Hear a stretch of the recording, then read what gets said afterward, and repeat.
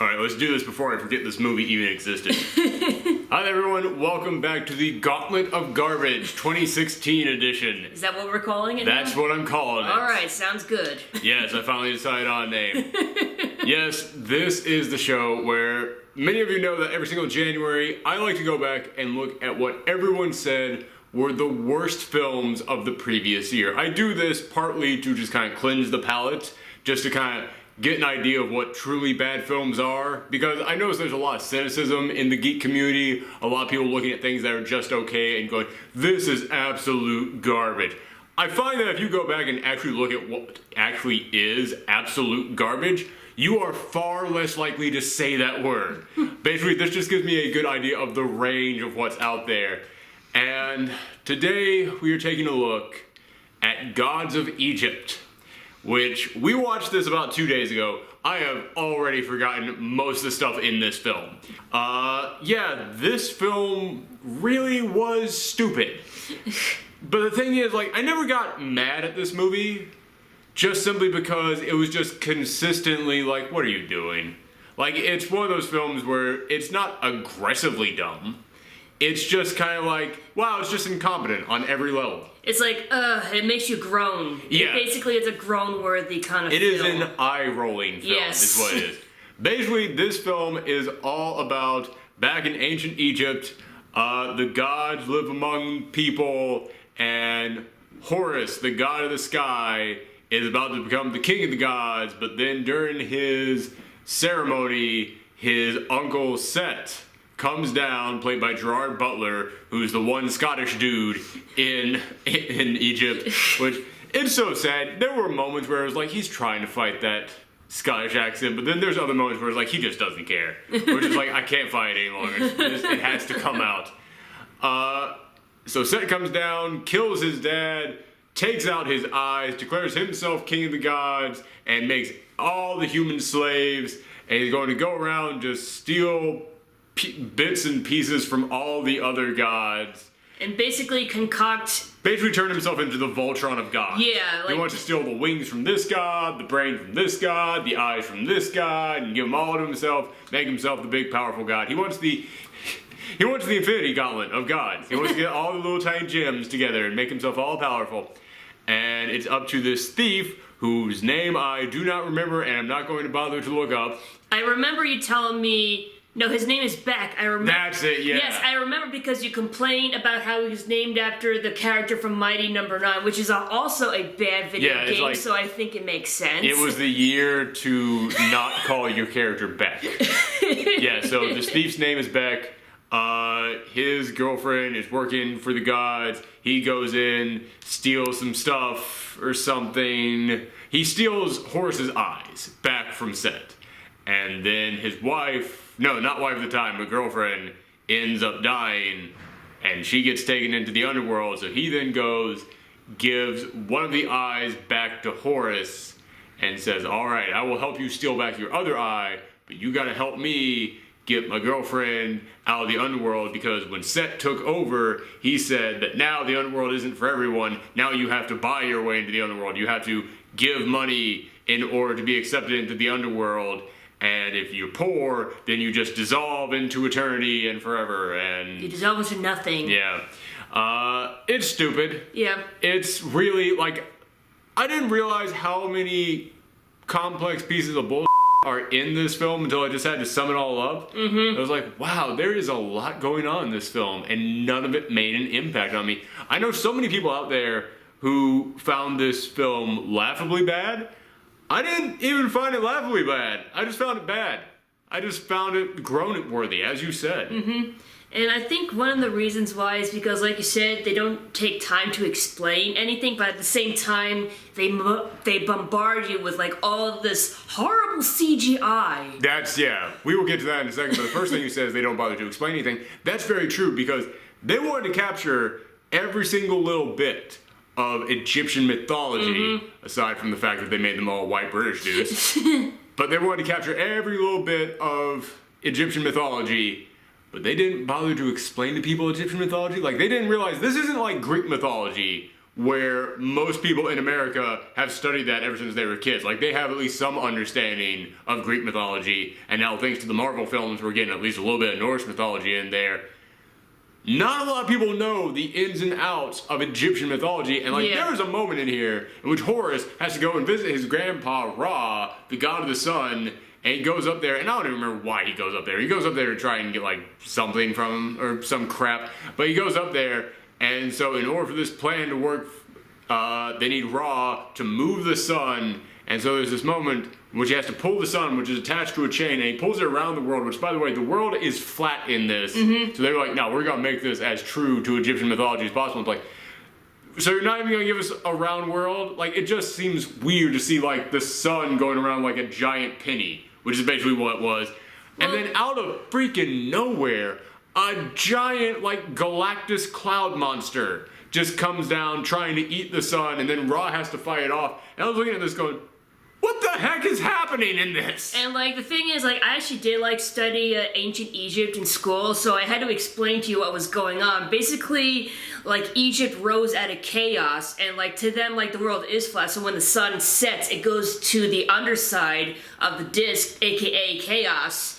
And so, like, Ra has to constantly fight this giant snake that wants to devour the sun and bring Egypt back into chaos.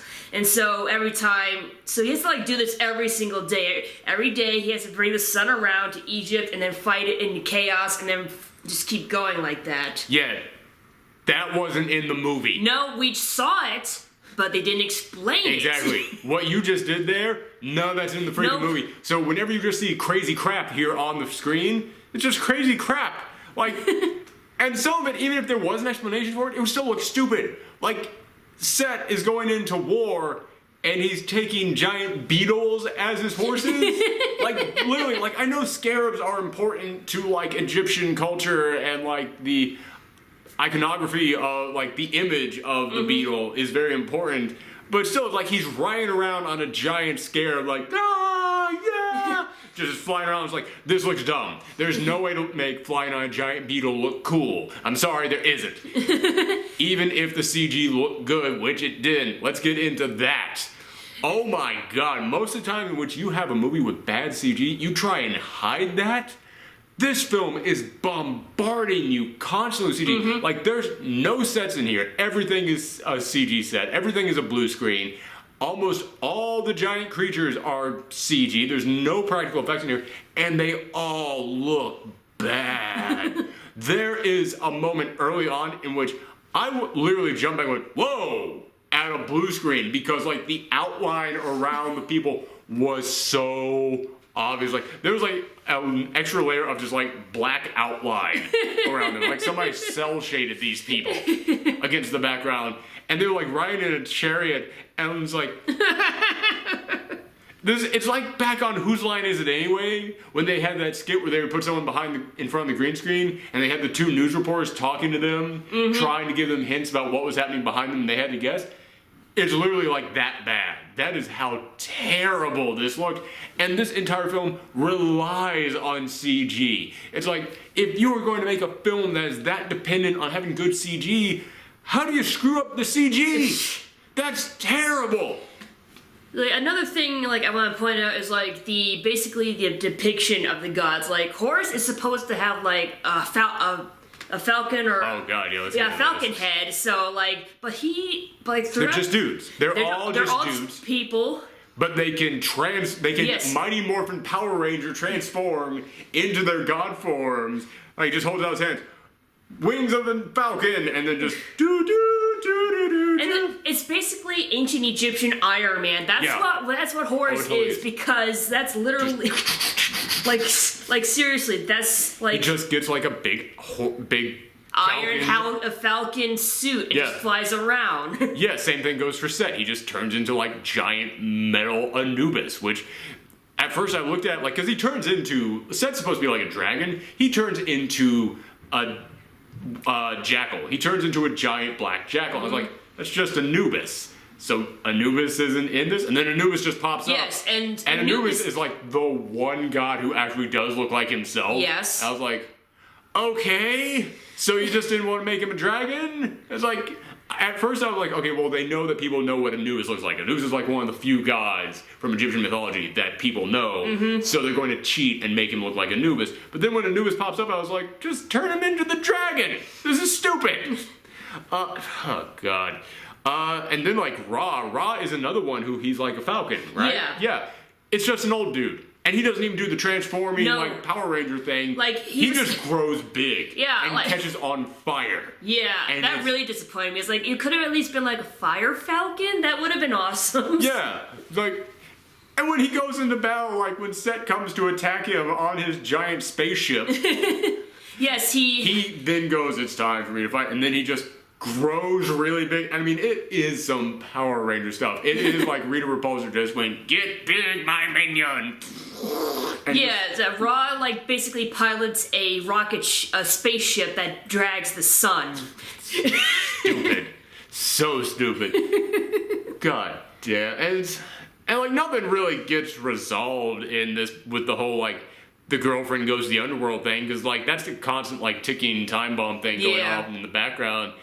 And like at the end, like Horus just goes, well, I'll just send you to the underworld with this piece of gold so she can at least get into the afterlife. But then all of a sudden the giant Galactus cloud monster attacks. And it's like, oh no, the afterlife is coming apart. And it's like, alright, so there was no resolution to this. And then at the end of the film, they've been searching for a way to bring her back to life.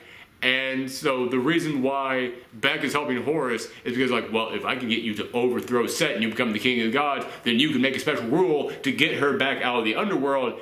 And then Beck ends up dying, and they're both there trapped in the underworld. And afterwards, Horus ends up defeating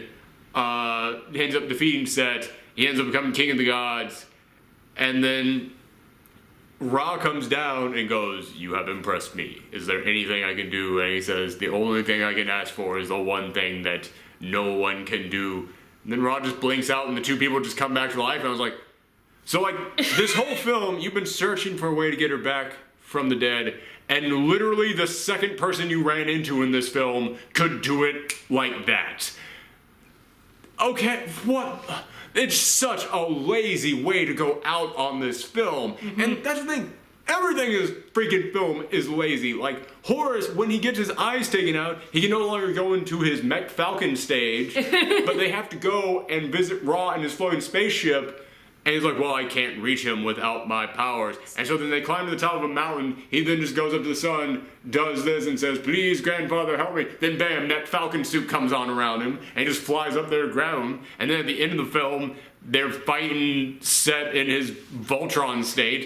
And they're trying to get the last eye, like Horus's second eye, away from him.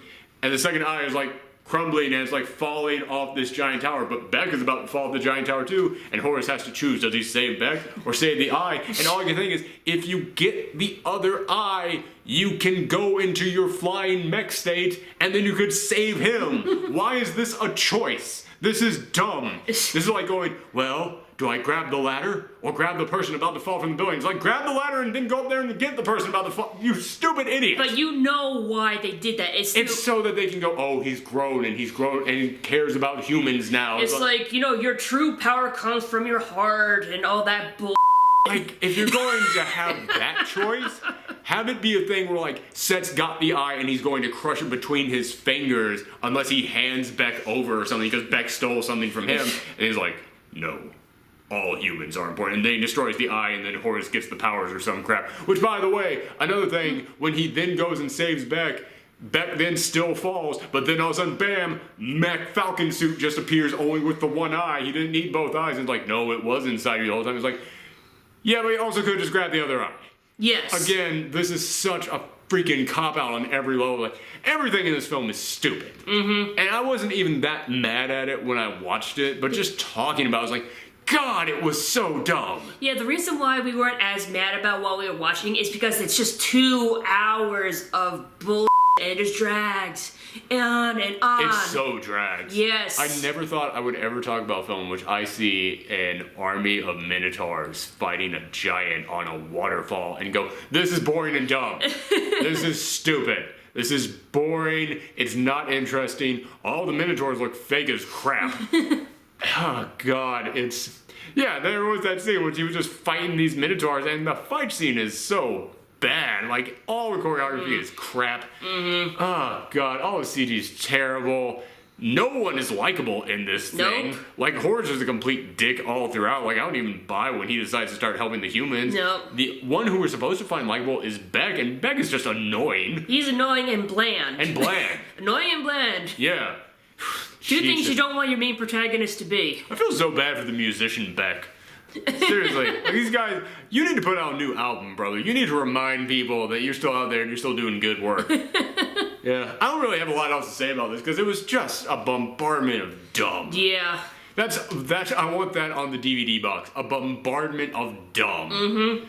God, do you have anything else to add? No, you pretty much said it all. A bombardment of dumb. Alright, good. I'm glad this thing tanked. God, so stupid.